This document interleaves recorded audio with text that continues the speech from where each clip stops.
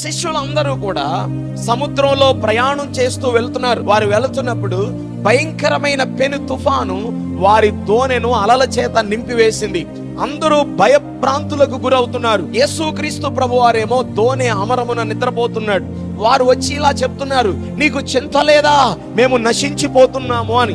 వెంటనే యేసు ప్రభువారు లేచారు, తుఫానును నిమ్మలపరిచాడు, సముద్రమును నిమ్మలపరిచాడు.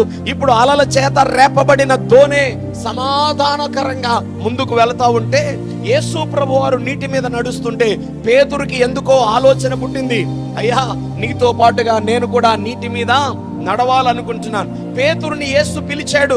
యేసు మీద గురిపెట్టినప్పుడు, యేసు వైపు చూస్తున్నప్పుడు పేతురు అడుగులు తడబడలేదు, పేతురు సముద్రములో మునిగిపోలేదు.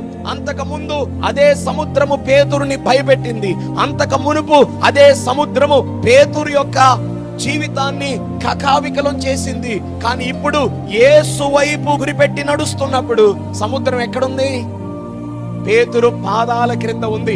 యేసుని చూస్తున్నంత సేపు పేతురికి భయము లేదు, పేతురికి అధైర్యము లేదు, పేతురికి కలవరము లేదు. కానీ ఎప్పుడైతే తుఫాను వైపు చూశాడో, గాలి వైపు చూశాడో, పేతురు వెంటనే ఏమైపోసాగాడు? మునిగిపోసాగాడు. అందరూ చెప్పండి, ఏమయ్యాడు? అంటే యేసు మీద నిరీక్షణ కలిగిన వాడు, యేసు మీద విశ్వాసము ద్వారా గురి కలిగిన వాడు తుఫానులు చెలరేగినా కూడా క్షేమముగా గమ్యం యొద్దకు చేర్చబడతాడు.